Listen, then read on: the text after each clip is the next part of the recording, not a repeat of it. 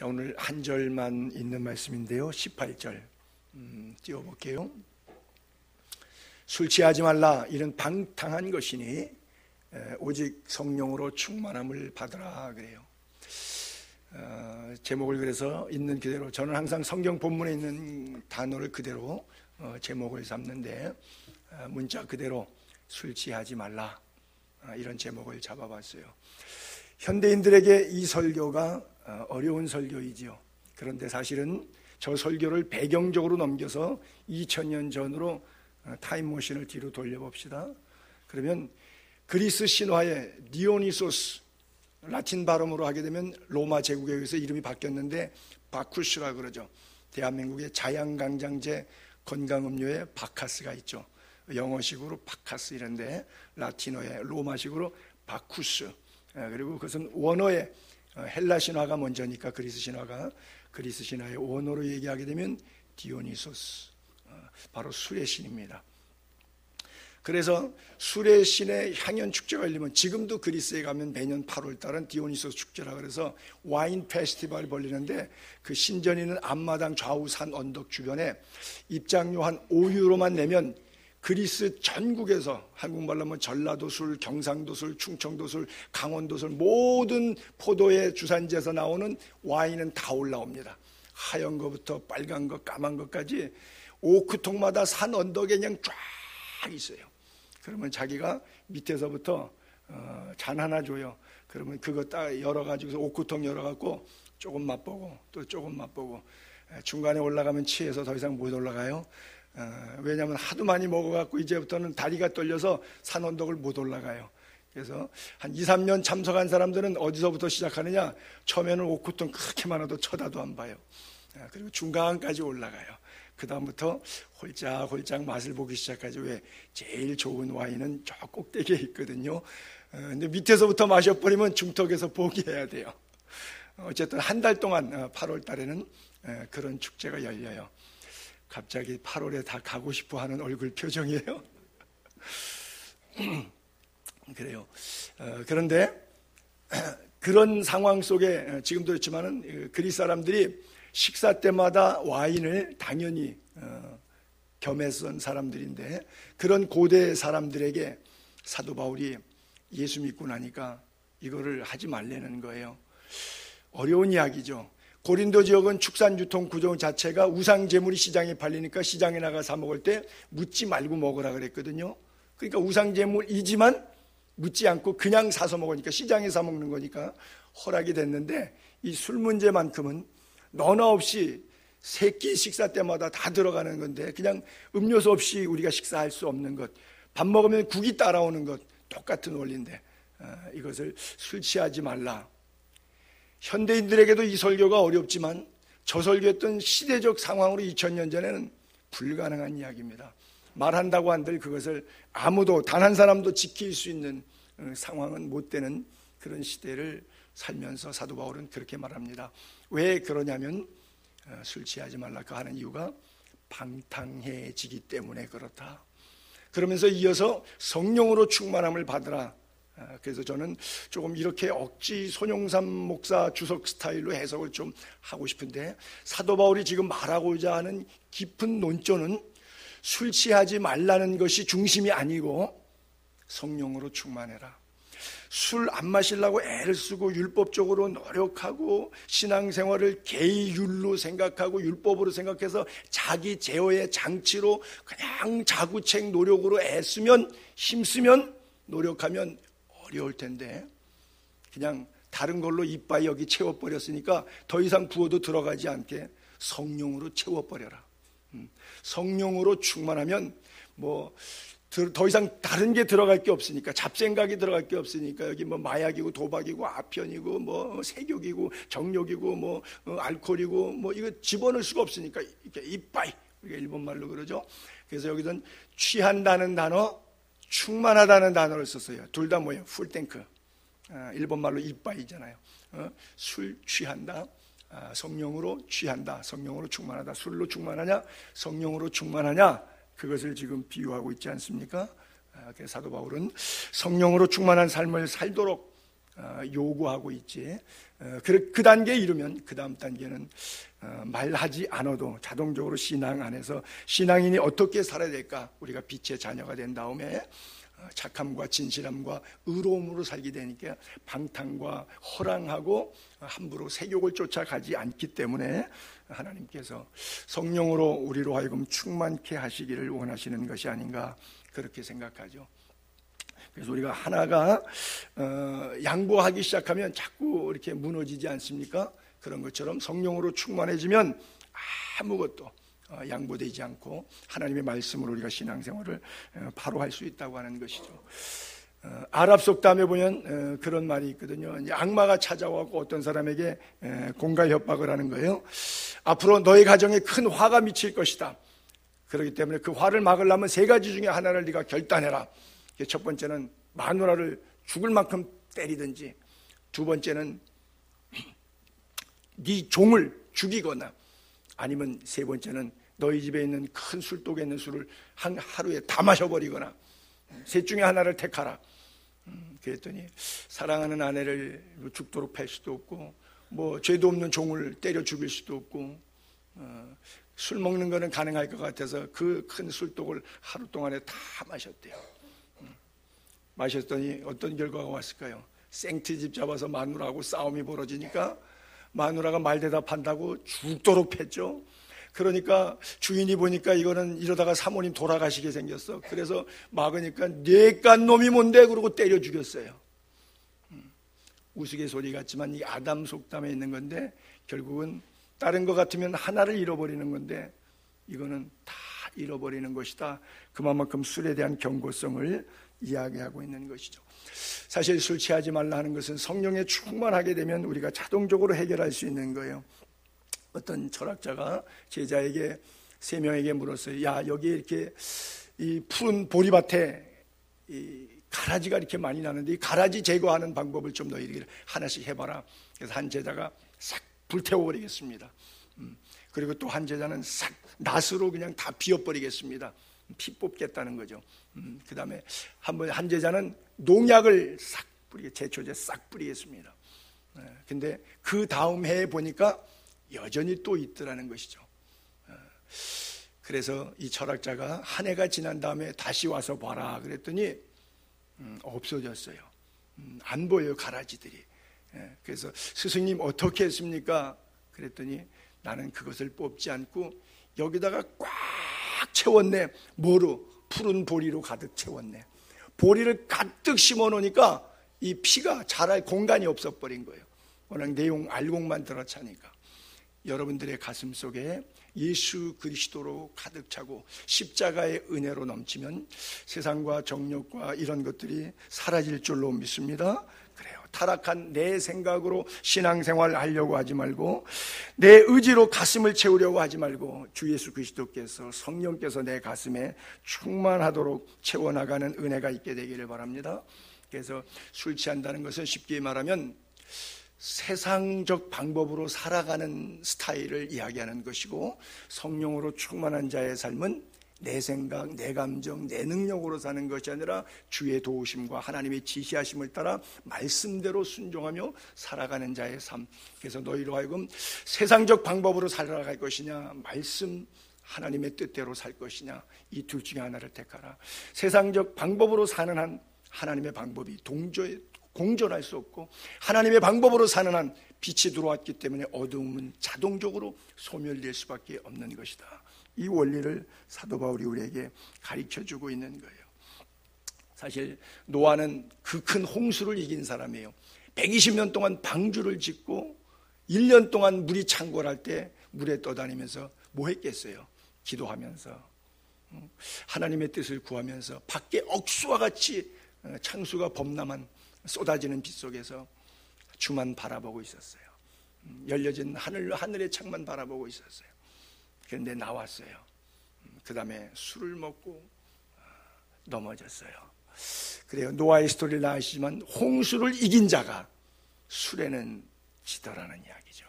장사가 없어요. 그래서 우리가 성령으로 충만한 삶을 살지 않으면 사탄은 시시각각 우리에게 찾아와서 우리를 넘어뜨리는 것이죠. 술 취하지 말라. 오케이, 목사님 좋습니다. 그러면 그건 안 마시면 되잖아요. 그런데 성령으로 충만한 삶은 어떻게 하는 것이 성령으로 충만한 삶을 살 수 있을까요? 원리는 간단해요. 술은 어떻게 취하죠? 한 잔 마셔서 안 취하잖아요. 2잔 마시잖아요.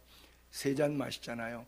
나중에 그냥 끝까지 다 마시면 인사불성이 되죠. 아사 상태에 빠진다 그러죠. 어떤 사람은 그 필름이 끊어진다고 이렇게 표현하더라고요. 기억이 안 난다 이거죠. 그런 상태로 계속 마시면 술을 이기는 천하장사는 없습니다. 술이 세기 차이가, 주량의 차이가 사람마다 편차는 있을 수 있겠지만 계속 부어서 술을 이길 인간은 없지요. 그렇죠? 마찬가지. 술에 취한다는 것은 술에 대해서 반복적으로 육체 안에다가 술을 부었을 때 술에 취하는 거예요. 똑같아요. 원리적으로 성령에 취하는 것 뭐예요? 말씀을 집어넣는 거예요. 기도를 집어넣는 거예요. 하나님의 말씀, 하나님의 기도, 하나님과 영적 교통, 그것을 계속해서 끊임없이 집어넣을 때 여러분, 아령 엿기를 하루에 한 번 든 사람하고 10번 든 사람, 1년에 한 번 든 사람하고 매일 든 사람하고 분명히 차이가 있겠죠. 영적인 생활도 마찬가지예요. 성경을 전혀 안 읽는 분하고 성경을 날마다 가까이에서 말씀을 읽는 분하고 영적인 근육이 같을 수가 없어요. 세상을 바라보는 시각이 같을 수가 없어요. 그렇잖아요. 그 창문과 거울의 차이는 뭐예요? 거울은 내가 보여요. 그런데 그 안에 수은이 입혔기 때문에 밖을 볼 수가 없어요. 그 수은을 다 걷어내면 이 유리는 수은이 없기 때문에 창문이 돼요. 바깥을 볼 수가 있어요. 그래서 나 자신 중심적으로 살아가는 인생이 아니라 열려진 세계의 영안을 열고 밖을 바라보고 하나님의 새하늘과 새 땅을 바라보며 사는 자가 가장 성령 충만한 삶을 계속 이어갈 수 있는 사람이라는 것 여러분이 꼭 기억하고 그렇게 살 수 있게 되기를 바랍니다. 어떤 분은 그래요. 교회 나와가지고 그분이 한 2년 전에 떠나가신 권사님이신데 교회 나와서 자기는 잘된 게 하나도 없대요. 오히려 몸에 병만 얻었대요. 이 교회 나와서 이득 본 게 하나도 없다고 그렇게 말씀하시면서 가신 분이 계시더라고요. 그분이 기독교를 오해했기 때문에 그래요. 이게 만사 형통하고 만병통치된다 이렇게 생각하고 평생 예수를 믿으신 분이시죠. 아니요, 이 길은 십자가의 길입니다. 이 길은 고난의 길입니다. 예수 그리스도의 영광을 위해서 내 영광을 포기한 것이, 주를 따르려면 내 십자가를 지고 주님을 쫓아가는데 나를 부인하는 것이 예수의 참 제자의 모습인데, 나를 따르라고 했을 때는 인자는 머리 둘 곳이 없다 그랬어요. 잘 먹고 잘 살게 될 것이다. 병든 것 고침받게 될 것이다. 성경에 어디에도 그런 약속을 한 적은 없습니다. 하나님 그 사람의 삶의 형편을 통해서 때때로 그러한 은혜들을 주실 수도 있고 달콤한 은혜를 주실 때도 있고 씁쓸한 은혜들을 주실 때도 있습니다. 그 모든 과정을 통해서 우리의 죄를 씻고 거룩한 하나님의 사람으로 빚어가시는 과정이기 때문에 그렇습니다. 여러분들의 삶 속에서 예수 정신이 희박해지지 않게 되기를 바랍니다. 초대교회 성도들은 예수 믿어봐야 얻을 게 없어요. 잃을 것밖에 없어요. 집도 가족도 재산도 다 뺏기고 순교당할 수밖에 없는 것이 I am Christian. 히브리서 11장에 사도행전 11장에 나오는 것도 비로소 그들이 그리스도인이라 일컬음을 받았다는 얘기는 어떤 배경 속에서 나오죠?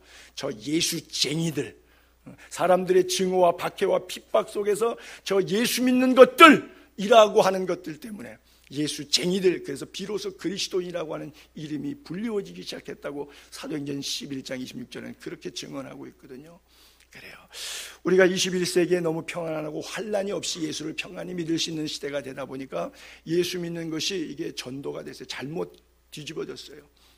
목회자들도 잘못 가르쳤고 교회 나오는 성도들도 그렇게 배웠고, 그러다 보니까 기복신앙이 팽배해서 우리 안에 바벨탑을 끝도 없이 쌓았어요. 하나님과 같이 되고자 하는 제2의 선악과 제2의 바벨탑을 쌓는 그런 결과가 왔어요.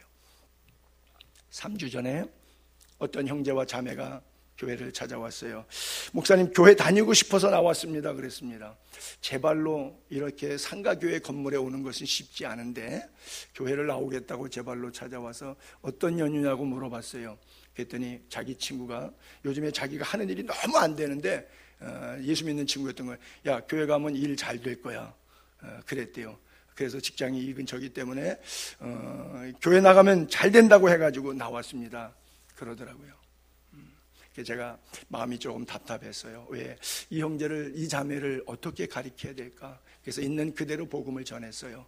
그리고 그 말 속에 뼈가 있는, 우리가 한국 사람들이 집안에 종교를 바꾸면 우환이 따른다고 그러는데 반드시 우환이 따릅니다. 사람은 보이는 것이 다가 아니라, 육체가 다가 아니라 속 사람이 있는데 그것을 영이라고 합니다. 영은 악령과 성령 두 가지가 있는데 싸웁니다. 그러면 이 성령 쪽으로 사람이 기울여 살려고 그럴 때 악령이 지겠다고 가만히 있질 않습니다. 잡아당기는 작용 반작용의 원리가 일어납니다. 그것을 가리켜 우환이라고 말합니다. 그래서 종교를 바꾸면 반드시 우환이 따른다, 100% 있습니다. 여러분, 사탄이, 어떤 사탄이 예수 믿겠다고 안 믿는 사람이 믿겠다고 하는데 잘 가시오라고 굿바이, say bye, hello bye 하는 사탄은 없습니다.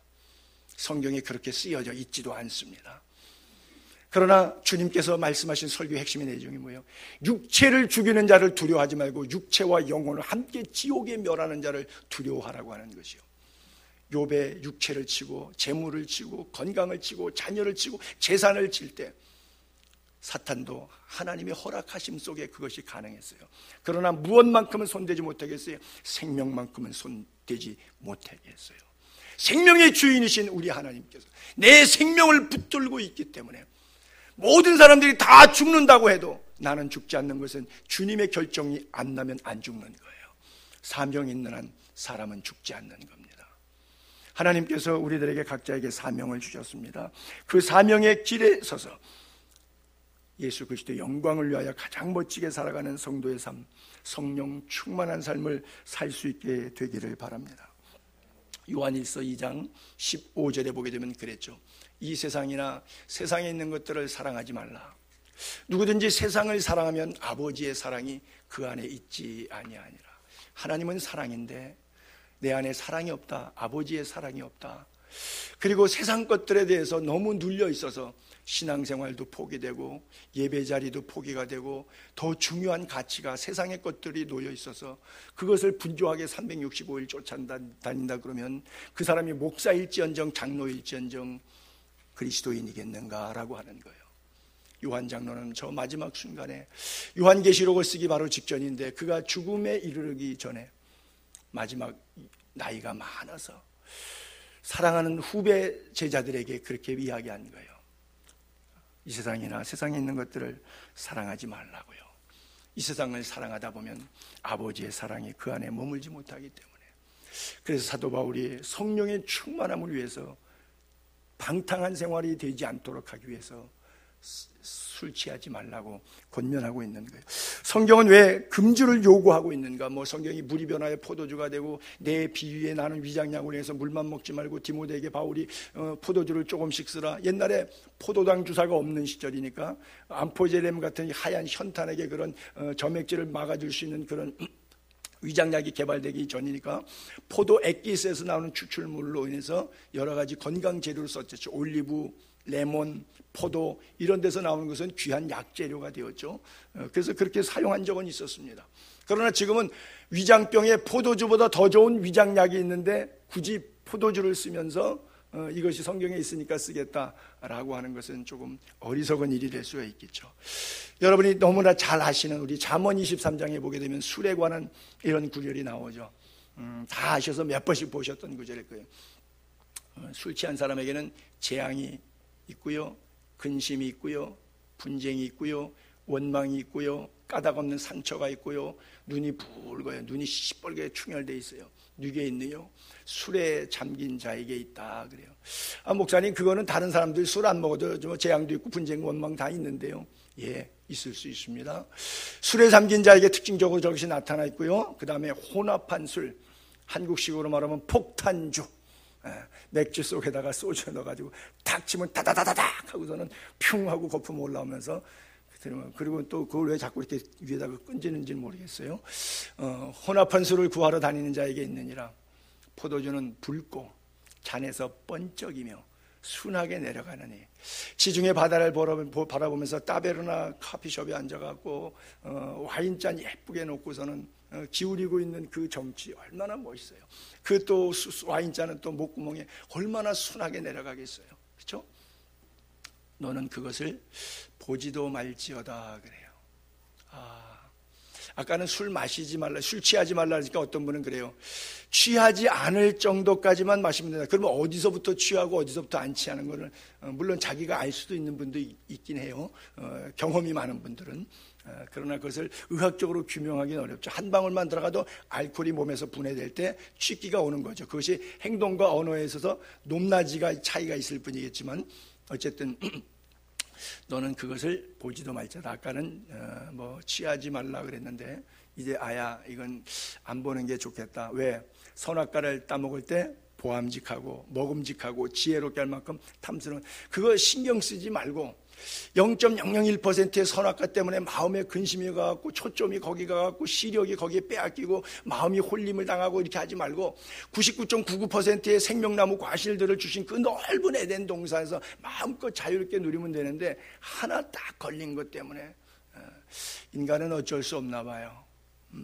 그래서 32절 그것이 마침내 뱀같이 물 것이요 독사같이 쏠 것이며 그래요. 여러분 뱀같이 문다, 독사같이 쏜다. 결국은 뭐예요? 죽는 거죠. 뱀에 물리면 죽잖아요. 결국은 술 때문에 죽는, 이걸 알코올릭으로 죽은 사람 많아요. 제가 성남세무서에 설교하러 가는데 거기 오시는 한 분도 계신데 남편을 위해서 기도 제목을 내놨는데 뭐냐면 알코올릭이 돼가지고 지금 뭐 그것을 씻는 기관에 들어갔대요. 뭐 제가 4년 동안 그 성남세무서를 갔는데 그러더니 또 2년 만에 나왔다가 6개월 나왔다가 또 2년 만에 또 들어갔어요. 근데 얼마 전에 이제 돌아가셨어요. 결국은 죽어요. 그 클리닉, 알코올 클리닉 몇 번 갔다 오더니 돌아가시더라고요. 모든 사람이 술 먹는다면 다 죽는다 뭐 이런 논리는 아니지만 성경에 보니까 마침내 반복되다 중독되다 보니까 알코올릭이 되니까 마침내는 뱀같이 물리고 독사같이 쏘임을 당한다고 하는 거예요. 그 다음에 계속 이어서 그런 구절이 나오죠. 또 눈에는 괴이한 것이 보일 것이요. 그래요. 이 괴이한 것이라고 하는 단어를 주석을 찾다 보니까 킹 제임스 버전에는 이렇게 해석됐다고 나오는데 그 단어를 보니까 strange woman이라고 써 있어요. strange woman. 뭐죠? 이렇게 이상한 여인, 아주 야릇한 여인. 글쎄요, 저는 그런 거 영업 없지만 혹시 남성분들이 뭐 여성분들도 술 드시니까 술 먹고 딱 이렇게 누우니까 뭐 이렇게 야릇한 환상이 보이니까 남자 같은 경우는 벗은 여자의 섹시한 모습이 이렇게 환상적으로 왔다 갔다 어른거릴 때 있었나요? 여성분 같은 경우는 우람한 영화배우 같은 남자가 돈다발 들고 와갖고서는 나에게 안겨주는 그런 멋있는 모습이 혹시 그런 게 환상 가운데 술에 취하 보니까 보인 그런 경험이 있으셨나요? 모르겠어요. 그렇게 된대요. 경험이 있으시면 아마 아실 것이고 눈에는 괴한 것이 보인대요. 마음에는 구부러진 말하죠. 평소에 하지 못했던 말, 하고 싶었던 말, 한번 지르고 싶었던 이야기. 그래서 그것이 옳던 그러던 내 감정적으로 상대가 어떻든 못하든 그냥 다 구부러진 말을 마음으로부터 나오게 되는 거죠. 그리고 이 사람은 자기 혼자 태평이야. 바닷 가운데 누워있고 돛대 위에 누운 자 같아. 자기 혼자 충만해서 좋아. 남들은 힘들고 아내는 아프고 고달프고 힘든데 지 혼자 술 먹고 지 혼자 좋아요. 가정경제 돌보지 않고 이런 남자들이 대한민국에 과거에는 수도 없이 많았어요. 요즘은 교육과 경제 형편이 좀 괜찮아졌는데 제가 어린 시절 태어날 때는 우리 동네 주변 마을에서 창신동 살았는데요. 아저씨들 술만 먹고 들어오면 소리 지르고 마누라 주고 패고 집어 던지고 그냥 돈은 하나도 안 벌어다 주고 돈을 안 벌어도 미안할 것 같은데 그 미안함이 거꾸로 반사가 일어나는지 자기 혼자 충만해서 좋다고 돌아다니면서 가정경제 안 돌보는 그런 남자들이 옛날 시골 마을에는 다 있었어요. 근데 또 그런 남자들이 어디서 돈 있어서 술은 매일 먹고 들어오더라고요. 게다가 또 바람은 펴갖고 또 이복 형제들도 줄줄이 만들어내고 바다 가운데 누운 자 같고 자기 혼자 좋아. 돛대 위에 누운 자 같아. 자기 혼자 좋아. 그리고 뭐라고 말해요? 난 때려도 안 아파. 감각이 없어. 상하게 해도 감각이 없어. 그러고 나서는 나중에 또 다시 어렴풋이 술이 깨기 시작하면 다시 술 줘. 이게 뭐예요? 해장술. 술은 뭘로 풀어요? 해장술로 푼다고요. 그래요. 로마서 13장 13절 어거스틴이 14년 만에 어머니의 눈물의 기도로 깨졌던 성경 구절이 바로 그거예요. 그가 공부를 많이 했지만 술독에 빠져서 깡패가 됩니다. 그러다가 나중에 14년의 눈물의 어머니 기도를 통해서 이 성경 구절과 함께 부딪혀서 그가 성 어거스틴으로 바뀌어요. 낮에와 같이 단정히 행하고 방탕하거나 술 취하지 말며 음란하거나 호색하지 말며 다투거나 시기하지 말고. 어거스틴이 자기가 하고 있는 게 여기 다 써 있는 거예요. 자기가 하고 있던 게 여기 다 써 있는 거예요. 깨진 거예요, 이 말씀에. 오직 주 예수 그리스도로 옷 입고 정욕을 위하여 육신의 일을 도모하지 말라 그래요. 과거에 술주자, 주와 동행하셨던 분 계시다면 이제는 주님과 동행하는 은혜가 있게 되기를 바랍니다. 그래요. 어떤 분은 그럴 거예요. 설교를 들으면서 목사님, 어떤 목사님은 술도 잘 먹던데요. 내가 아는 목사님 대부분 술 마시던데요. 그래요. 저는 지금 성경을 가리키고 있는 겁니다. 그분이 갖고 있는 성경책하고 내가 갖고 있는 성경책하고는 글쎄 다른지 똑같은지는 모르겠어요. 제 생각에 같을 것 같기는 한데, 그러나 이론과 실제가 다르듯이 그 말씀대로 산다는 것 자체가 쉽지 않은 그런 차이일런지는 모르겠어요. 그러면 그 목사님 따라가서 같이 술 마시면 되지, 술 먹지 말라고 설교하는 목사한테 그 얘기 들으면서 힘들어할 필요는 없죠. 그렇죠? 예전에는 한국에서 목사들끼리 모일 때 절대 술 먹는 일이 없었어요. 그리고 술 먹는다 그러면 굉장히 그 나쁜 목사로 이렇게 낙인 찍혔습니다. 근데 지금은 목사님들이 모일 때 다 술을 하기 때문에 술을 안 하면 위선자로 보여요. 다 와인잔 드는데 혼자 콜라잔 들고 있으면 참 위선자로 들어요. 우리 지역 목사님들을 폄하하는 건 아니지만 수지구 기독교 연합회도 모임에도 식사하게 되면 다 가는데 저 혼자 쪼달해서 콜라잔 들고 이렇게 같이 벌써 컵 생긴 데가 우아하지 않잖아요. 그들의 잔은 얼마나 우아하고 여성 엉덩이처럼 이쁘게 생겼잖아요. 그런데 제가 들은 컵은 둔탁하잖아요. 그러니까 위선자 같고 그 분위기에 참 어울리기가 힘들어요. 갈수록 입지가 더 좁아져요. 그것이 결국 좁은 길은 아닙니다만은 그래요. 술 문제는 성령 충만으로 풀 수 있는 문제지 논쟁으로 풀 수 있는 문제는 아니라고 생각해요. 왜냐하면 왜 술을 금하고 있냐면 성경에 제가 아는 상식범위에서는요, 두 가지가 공존할 수 없기 때문에 그래요. 이 속에 물을 부으면 물이 가득 차 있으면 그 술이 안 들어가요. 술을 부어져 있을 때 그 다음에 가득 차 있을 때 거기다 물을 부으면 물이 안 들어가요. 성령에 취한 사람 술을 원해도 거부가 돼요. 술로 충만한 사람은 성령이 임재할래야 임재할 수가 없어요. 술집에서 옆에 여자들 끼고 술을 마시고 장단에 맞춰서 놀고 있는데 그곳에 불길 같은 성령이 임할 수가 있나요? 성령은 인격의 영이시고 거룩한 영이고 정직한 영이시거든요. 가능하면 우리들의 삶 속에서 하나님의 말씀대로 지키고자 하는 몸부림치고 노력하는 것이 필요해요. 옆에 목사가 술을 먹는다고 해서 목사님, 다른 교회 목사님은 다 먹는데요, 아무개 장로님도 드는데요. 여러분, 목사가 목사답지 못하고 교회가 교회답지 못하는 것이 여러분들이 신앙생활을 비성경적으로 살아도 될 만한 이유는 아닙니다. 그렇잖아요.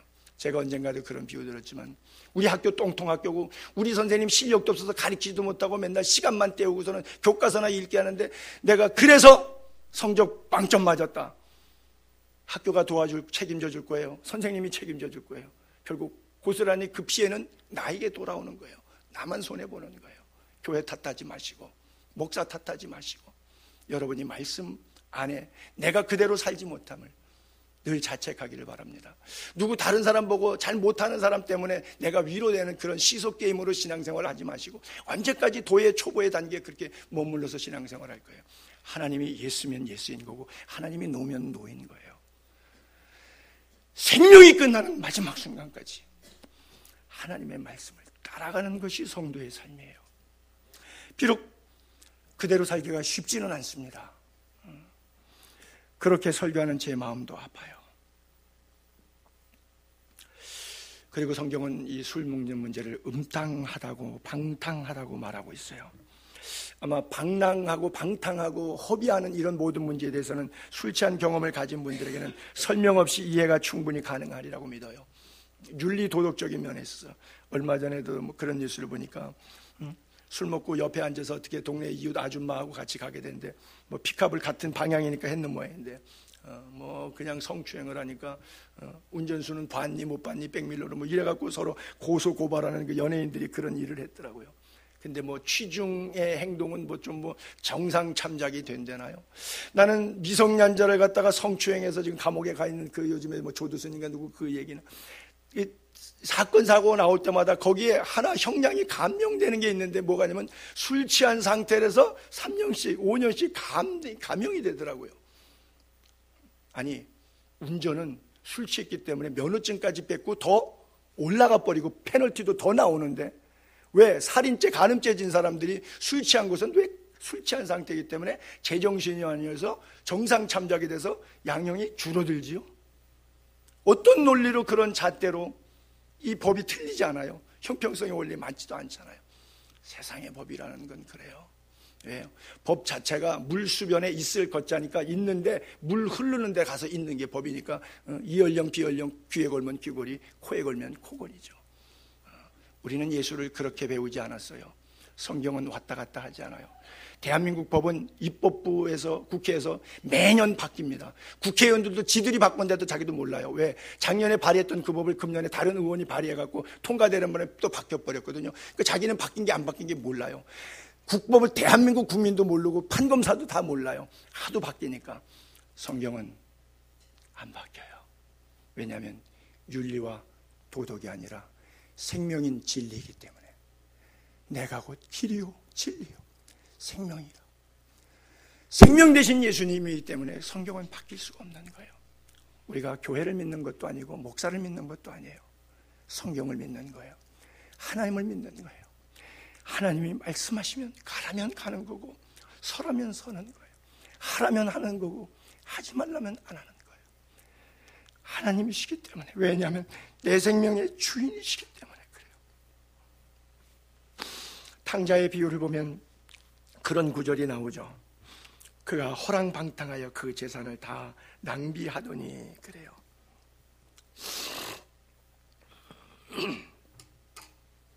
성령 충만은 어떤 의미에서 성화의 과정이고 완성되어지는 과정이지 그것이 이 땅 사는 동안은 아무도 완벽하지 않겠죠. 그 어떤 성인도 또 실수하고 또 넘어질 수가 있겠죠. 그래서 성령 충만이라고 하는 단어는 블리로시스라고 하는 헬라어가 써있는데 이게 무슨 얘기냐면요, 다시 또 채우라는 얘기예요. 내가 성령 충만하니까 이제 됐다가 아니라 다시 채우는 거예요. 그래서 우리가 성령 세례와 성령 충만을 구분할 때 보통 오순절 교단은 이걸 같이 보기도 하는데 전통적인 신학자들은 이것을 구분해내기도 합니다. 성령 세례는 문자 그대로 불세례라고 하는 것인데 세례는 반복해서 받을 필요가 없는 거예요. 한번 거듭난 중생, 그때 불세례 성령 세례라 그래요. 이례적이에요. 근데 성령 세례는 이례적이지만 성령 충만은 이례적이 아니라 한 번 받고 세상 살다 보니까 공중권세 잡은 사탄의 세력이 우리를 우는 사자처럼 또 광명한 천사처럼 우리를 넘어뜨리게 하죠. 그러니까 시험을 들어요. 분노하고 범죄하고 타락하고 또 하나님의 말씀대로 살지 못했던 것에 대한 자책감이 생기고 그때 다시 회개하고 돌이키고 다시 또 그때 성령의 도우심으로 재충만을 믿고 파라클레토스, 변호사, 보호자라고 하는 뜻이에요. 성령이 헬라어 원어의 의미가. 그래서 그가 또 도와주시고 헬퍼 역할을 해주셔서 죄에 대하여 의에 대하여 심판에 대하여 생각나게 하고 다시 십자가 바라보게 하고 누구든지 성령으로 말미암지 않고는 그리스도 앞에 발 앞에 예수 그리스도를 주라 고백하지 못하게 만드는 그 지적인 인격적인 영이 바로 성령의 영이에요. 그 영이 바로 우리로 하여금 날마다 재충만을 요구하고 있는 것이죠. 근데 많은 사람들이 성령 충만을 오해하기도 해요. 특별히 신사도 운동했던 사람들이 대부분 그런 건데 성령 충만 그러면 방언, 예언, 병고침, 능력, 치유 이런 것들이 떠오르는데 그것이 성령 충만에 나타나는 현상에 정말 그 일부 이런 현상도 올 수 있는데 그것은 성령 충만이 본질이 아니에요. 본질은 뭐예요? 내가 예수 안 믿고 지옥 갈 사람인데 성령이 오셔서 예수 믿게 해주시고 내 지식으로는 도저히 2000년 전 베들레헴의 말밥통에 태어난 사람이 로마 군인들에 의해서 십자가에서 골고다에 죽었는데 그가 어떻게 하나님이 될 수 있고 나의 인생의 구세주도 있고 내 생명을 구원할 수 있는 그 젊은 33살 먹은 청년이 될 수 있어요. 믿을 수 없는 그 스토리가 믿어지게 하는 것이 성령이 내 마음속에 감동을 주어서 하나님을 아는 지식이 생겨서 영안이 열려서 그 스토리가 믿어지게 만드는 거예요. 그게 성령의 역할이에요. 그래서 성령으로 충만해지면 나는 옛날에 안 믿었는데 강팍해서 내 지식적으로 못 믿었는데 성령 때문에 믿게 되었잖아요. 충만한 자는 그것을 나와 같이 아직 발견하지 못한 나의 과거의 모습으로 살고 있는 그 영혼에게 그대로 전달해 주는 것. 이것이 바로 성령 충만한 자의 삶이에요. 그래서 성령 충만의 본질은 뭐냐면 바로 전도하고 선교하는 것이지, 뭐 뒤집어지고 현상적으로 나타나고 뭐 가시적인 현상을 일으키는 것, 이런 게 아니에요. 본질이에요. 여러분, 우리 교단의 총회장 배쟁탈로 각 지역별로 뭐 경기지방, 뭐 전라지방, 경상지방, 뭐 서울지방, 동지방, 북지방 이래서 목회자 축구대회가 1년에 한 번씩 있어요. 저는 아직 한 번도 가보진 못했는데, 어쨌든 이 축구대회 모이면 어느 지방에가 자기네가 뭐 1등 했다고 좋아해갖고 막 밴드에다가 막 올리고 막 굉장히 좋아해요. 여러분, 1등 한 건 잘한 일이에요. 그건 좋은 일이에요. 친교의 목적에 있어서. 그러나 여러분들 목사는 축구 1등을 위해서 만들어진 존재입니까? 안 그러면 목회를 위해서 만들어진 존재입니까? 제가 그 체육대회를 비난하는 그런 얘기가 아니에요. 뭐가 본질이냐면 그것이 나쁘다는 얘기가 아니라 잘한 일이에요. 좋은 일이에요. 그러나 내가 축구 1등 했으니까, 내가 탁구 1등 했으니까, 내가 볼링 제일 잘 치니까 그것으로 목회가 커버가 될 수 있는 거예요. 목사의 본질은 그것은 아닌 거예요. 여러분이 어떤 목사가 정말 좋은 목사예요? 탁구 잘하는 목사가 좋은 목사예요? 성경을 잘 가르치는 목사가 좋은 목사예요? 자기의 본질이 있어요. 그리스도인의 본질이 있어요. 그렇죠? 축구를 잘한다는 것 때문에 목회 엉망으로 해도 된다, 그건 아닌 것이죠. 목사가 재정비리가 없어야 돼요. 헌금 도둑질하면 안 되죠. 목사가 깨끗하게 살아야 돼요. 제왕적 목회하면 안 되죠. 성결하게 삶을 돼요. 그러면 제가 헌금 훔치지 않고 성결하게 살고 깨끗하게 목회하려고 노력해요. 그러면 그게 다예요? No. 그게 목회가 아니에요. 성도들을 말씀으로 바로 가르치고, 구원받지 못한 영혼을 구원받고, 구원받았지만 또 세상으로 돌아가려고 하는 사람들을 다시 또 말씀으로 잡아당겨서 세워서 하나님의 영광을 위한 거룩한 그릇으로 세워가는 것, 그 일에 매진하는 것이 목사의 본질이고 기능이죠.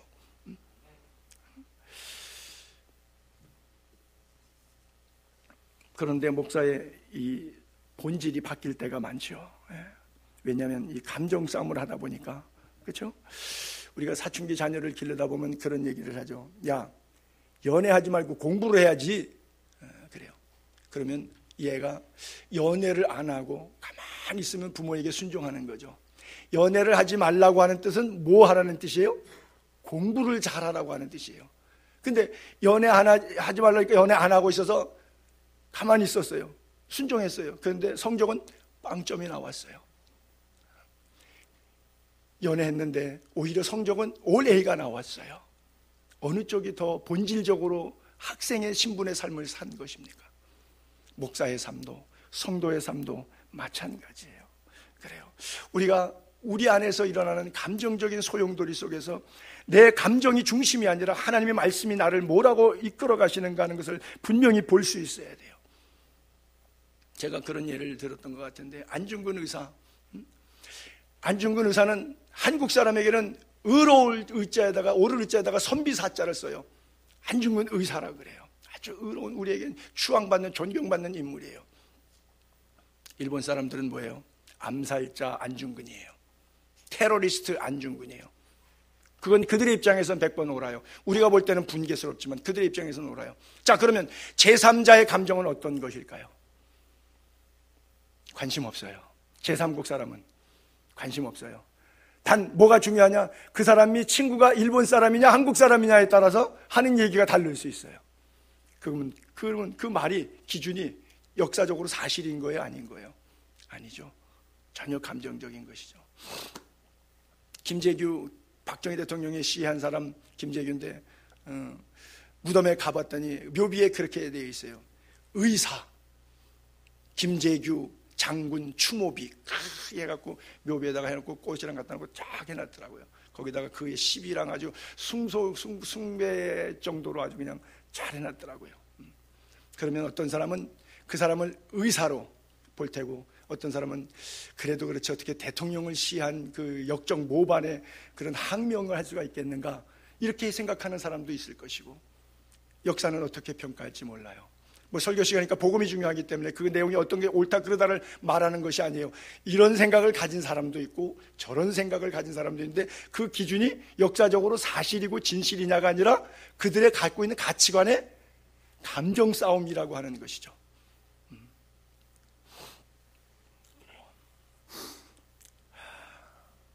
성령의 충만함을 받고 산다는 것, 바로 하나님께서 우리들이 이 땅을 살아가는 가운데 삶의 가치와 기준이 내 경험, 내가 살아온 토양, 고향 동네, 학교 동창, 내가 하던 일의 동업관계와 인간관계에 얽히고 설켜져 있는 그 감정의 동아리 속에 묻어서서 그 시각으로 조명된 하나님의 나라가 아니라 내 것 다 내려놓고 하나님의 말씀으로만 조명된 하나님의 나라, 그 길을 걷는 것이 성령 충만하게 걷는 자의 삶이라고 하는 거예요. 성령 충만함이라고 하는 것은 사역을 위해서 하나님께서 우리들에게 그때그때 부어주시는데, 말씀과 기도 속에 들어오면 그때마다 하나님께서 지혜를 주시고 깨닫게 하시고 우리들에게 그 길을 걷게 하세요. 사도행전 4장 31절에 볼게요. 초대교회 모임 가운데 그들이 기도를 열심히, 통성 기도를 막 끝나고 나니까 모인 곳에 갑자기 진동이 일어나요. 그러면서 거기에 모여서 통성 기도했던 사람들이 다 성령의 충만함을 받고 그 다음에 무슨 짓을 했느냐? 전도하기 시작해요. 선교하기 시작해요. 그렇죠? 성령의 충만을 받고 막 진동해갖고 거기에 그냥 들어누워갖고 떼굴떼굴 굴면서 거품 불면서 그러고 뭐 입신했다고 난리치는 게 아니라 다 모여서 뜨겁게 기도하고 성령 충만하니까 인격적으로, 이성적으로 삶을 접근하기 시작합니다. 그 1세기 사회가 어떤 사회인데 예수 믿는 거 걸리면 죽는데 어디 복음을 증거해요? 그것도 저기 써 있는 단어처럼 담대히. 겁이 없죠. 겁이 없어진 거예요. 세상에 관해서 겁나지 않는 거예요. 옛날에는 세상에 눌려 살았는데, 세상에 무서웠는데, 이제는 세상이 하나도 무섭지 않은 거예요. 하나님의 나라가 내 가슴을 누르고 있기 때문에 담대히 하나님의 말씀을 전하니라. 성령 충만한 사람의 모습이에요. 대표적인 사람 한 사람을 거명해 볼게요. 바나바. 사도 바울과 같이 사역했던 사람이죠. 바나바의 스토리를 중간중간 한번 볼게요. 사도행전 4장 36절부터 보면, 사이프러스 섬, 구브로 섬에서 태어난 레위 지파 사람인데, 이름이 워낙 본명은 조셉인데 사도들이 별명으로 불렀어요. 바나바. 왜냐하면 너무 권사님 역할을 많이 해줘. 다른 사람들, 힘든 사람들 찾아가서 위로해주고, 없으면 호주머니에다가 봉투 찔러주고, 쌀 가만히 샀다가 그 집에다가 몰래 문 앞에다가 놔주고, 너무 병으로 힘들어하는 사람 있으면 또 병원비도 대주고. 이 바나바라고 하는 이 남자분이 너무너무 착한 사람이에요. 바나바라고 이름. 그래서 이 요셉을 바나바라고 불렀어요. 바나바. 번역하면 위로의 아들이라. 그가 밭이 있음에 팔아 그 값을 가지고 사도들의 발 앞에 두니라 그랬어요. 왜 사도들의 발 앞에 두냐면, 그 다음 장에 이렇게 넘어가게 되면 그 당시에 초대교회 성도들이 헌금하는 모습인데, 다음 페이지로 한번 넘어가 볼게요. 사도들의 발 앞에 두면, 그런 성도들이 있었어요. 그러면 어떻게 했냐? 그들이, 즉 사도들이죠. 사도들이 발 앞에 뒀으니까 사도들이 각 사람의 필요를 따라, 교회 구제 대상이 많잖아요. 초대교회. 각 사람의 필요를 따라 나눠주는 거예요. 즉 교회 안에는 헌금 내는 사람 있고, 그 내는 헌금이 필요한 사람도 있고, 교회 안에서 풀링 시스템, 왜? 한 가족이니까, 하나님의 가족이기 때문에. 그래서 사도들 발 앞에서 필요에 따라 나눠주는 역사들을 쭉 했어요. 그랬는데 그 다음 교절 볼게요. 그때 제자가 더 많아졌어요. 사람이 얼마 안 될 때는 우리끼리, 지금 우리 교회 수준이면 괜찮은데 요인에서 10배가 돼버리면 인간관계가 좀 흐트러지겠죠. 그리고 이 사람 저 사람과 싸우면서 원망이 있겠죠. 구제에서 빠지는, 과부들이 매일 구제하는 사역에서 이렇게 제외되는, 좀 이렇게 왕따를 당하는 일들이 있으니까 원망이 터져나오기 시작하는 거예요. 교회가 이제 사람이 좀 모이다 보니까 이파저파가 생기는 거예요. 뭐 바울파, 아볼로파, 게바파. 그래서 12사도 모든 제자를 불러놓고, 야, 우리가 하나님 말씀 사역 방해받는다. 이게 구제 사역, 접대 사역, 성도 섬기는 일 때문에 이 말씀 사역이 조금 방해받는다. 그래서 성령과 지혜가 충만한 사람, 칭찬받는 사람, 그렇죠? 성령과 지혜가 충만한 사람, 칭찬받는 사람 택하자. 그래서 7명을 택했어요. 그들에게 맡기고 기도하는 일과 말씀 사역이 정말. 그러면 저기에 누가 들어가야 되느냐? 바나바가 당연 들어가야 돼요. 안 들어갔어요. 7명에. 바나바가 섭섭해서 시험 들어서 교회 나갔어요. 제 친구도 안수집사였는데 장로 시험에서 첫 번째 떨어졌을 때는 그래도 주저앉았어요. 근데 두 번째 떨어지니까 시장 안 되겠다 그러고서 일어나서 다른 교회로 갔어요. 가는 거예요. 그렇잖아요. 아니 자기가 밭을 팔아서 공개하고 별명이 바나바 요셉이라고 하는 원어 본명이 요셉인데 그렇게 불리죠. 사람들이 바울과 바나바 하면 알지만 요셉이라 그러면 바나바가 그 요셉인지 모르잖아요. 그 정도로 바나바 남을 잘 공개했던 사람인데 임직에서 떨어지더라고요. 근데 시험 들질 않아요. 보래요. 그 다음 절 한번 또 볼까요? 11장으로 넘어가니까 아까 그 6장의 임직식인데 그 뒤에 계속 그의 사역이 나옵니다. 근데 그를 이렇게 평가해줘요. 바나바는 착한 사람이요 성령과 믿음이 충만한 사람이라. 초대교회 바나바의 머릿속에는 뭐 장로와 권사와 전도사와 목사와 이런 것이 계급 의식이 없었어요. 집사라고 하는 호칭만 해도 굉장했지만 초대교회는 그것도 없이 무명의 성도로 남아서 밭대기까지 팔아서 다 헌금하고 많은 사람 위로하고 다니는데도 임직도 안 시켜줘도 계속 그 일을 했어요. 아까 4장, 5장, 6장에서 했었는데 지금 11장까지 계속 연결되고 있는데 바나바가 행한 일이 결론적으로 착한 사람이에요. 성령과 믿음이 충만한 사람이에요. 그리고는 12장 이후에 쭉 넘어가게 되면 사도 바울을 픽업해 와가지고 제자들 앞에 세워갖고 사도들 앞에 세워갖고 워낙은 방해자지만 지금은 너무 중요한 인물이 됐습니다. 여러분 남에 대해서 좋게 말하는 사람은 저는 아직 보질 못했거든요. 제 자신도 그렇고요. 근데 말하면 그 사람에 대해서 저 사람이 욕할 수 있는 분위기를 잘 낼 수 있는 말을 골라서 단어를 채택해서 이렇게 표현하는 것이 인간의 아주 더러운 속성인데 바나바는 안 그랬어요. 마음이 착하니까 자기보다 더 위에 세웠어요. 사실 안디옥 교회가 1000여 명 이상 늘어났을 때 자기가 담임 목사 때 교인이 너무 많으니까 성경 공부 파트 나누면서 그거 한 그룹 맡기려고 다소해 갖고 14년째 은둔하고 있는 바울을 데려왔어요. 그러니까 사도들이 놀려 저 사람 예수님 믿는 사람 잡아 죽이던 사람인데 이거 데려오면 되겠냐고. 성령께서 바꿔주셨다고. 그래서 사도들하고 친교의 악수를 만들어준 장본인이 바나바예요. 그리고 자기 교회 부목사로 데려와 갖고요 자기와 함께 선교지 나가면서 바울을 항상 앞세웠어요. 그래서 초창기 때는 사도행전 12장 또 13장 이쪽에는 바나바와 바울이 한 두세 차례 나오다가 그 다음에 사도행전 전부 다 바울과 바나바가 이렇게 써 있어요.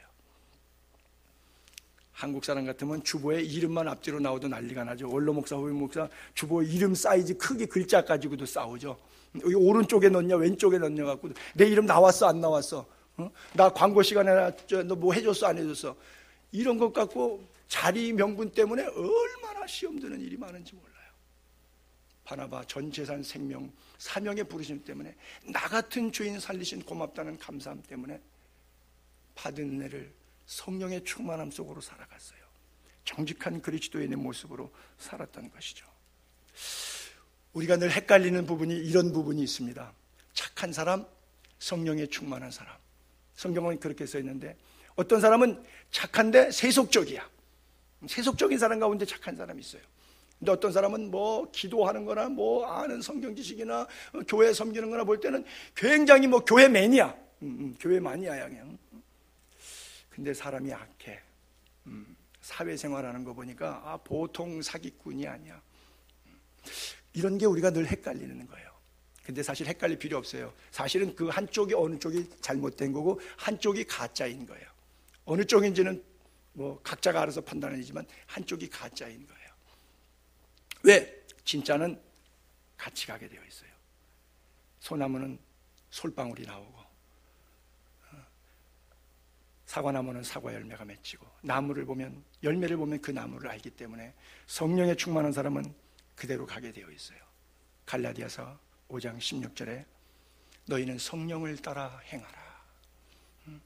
성령을 따라 행하라.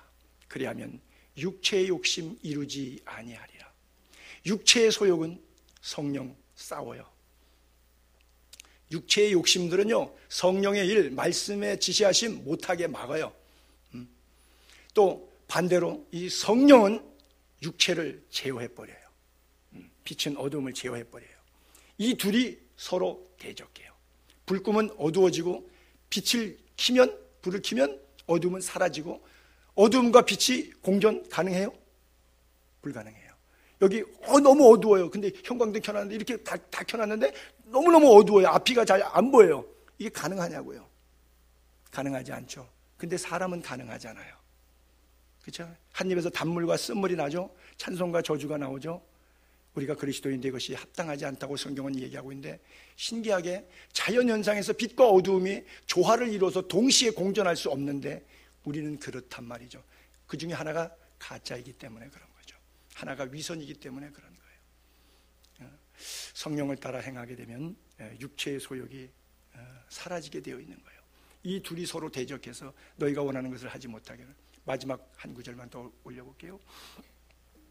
여러분들이 너무나 잘 아시는 구절, 그렇기 때문에 성령이 나타나는 열매들이 있어요. 그 9가지 열매들이 쭉 있는데 그 성령의 9가지 열매를 금지할 법이 없느니라. 이건 막아요, 못 막아요? 못 막아요. 어떤 사탄이 와도 성령 충만한 자의 삶 가운데, 자태 속에서, 삶 속에서, 자세 속에서, 언어와 행동 속에서 나타나고 있는 열매들 사탄이 못 막아요. 금지할 법이 없어요. 거기에 써 있는 9가지, 사랑과 희락과 화평과 오래 참음, 자비와 양성과 충성, 온유와 절제, 이 같은 것을 사탄이 못 막아요. 왜냐하면 그 성령의 열매를 맺는 사람은 어떤 사람이냐? 24절에 그리스도 예수의 사람, 이미 육체와 함께 그 정욕과 탐심을 십자가에 못 박았기 때문에 그런 거예요. 우리들의 삶 속에 하나님의 조명하심이 분명히 있음을 믿게 되기를 바랍니다. 하나님의 눈에 누가 더 잘 띌 것 같아요?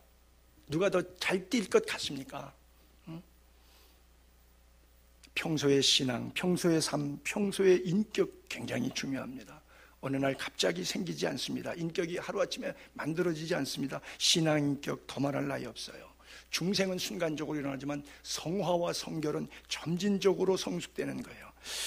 우리들의 삶이 받으실 만한 향기로운 제물 될 수 있기를 바라고요. 그것이 바로 영적 예배라고 하는 거예요. 늘 표현하듯이 은혜의 생활화, 은혜의 예배 속에 갇혀 있음이 아니고 은혜가 일주일 동안 삶 속에 생활로 힘이 돼서 그 은혜 안에 거하고 은혜롭게 살아가는 것, 은혜의 생활화가 이루어지는 것.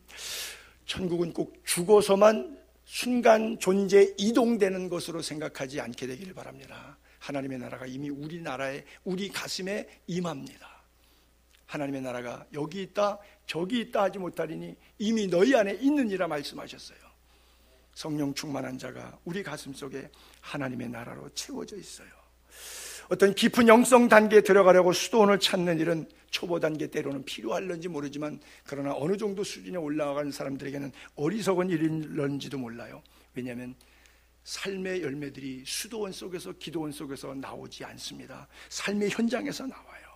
오히려 삶의 현장에서 수도원의 깊은 영성이 삶의 현장에서 드러나야 되는 거예요. 주님께서 그것을 위해서 우리를 부르신 거예요. 여러분, 천국은 분명히 있습니다. 그 천국, 분명히 있는 천국, 여러분들의 가슴 속에 소유할 수 있게 되기를 바랍니다. 성령의 충만함 속에 그걸 볼 수 있게 되기를 바랍니다. 모델하우스 같은 거 광고 나오는데 분양할 때 100대 1 청약률이, 어떤 건 굉장히 투기성이 강한 것들은 굉장히 높은데, 거기다 보게 되면 100만 원씩 1000만 원씩 이렇게 그 계약금 걸고서는 분양에 입찰 들어가는데 건물도 없어요.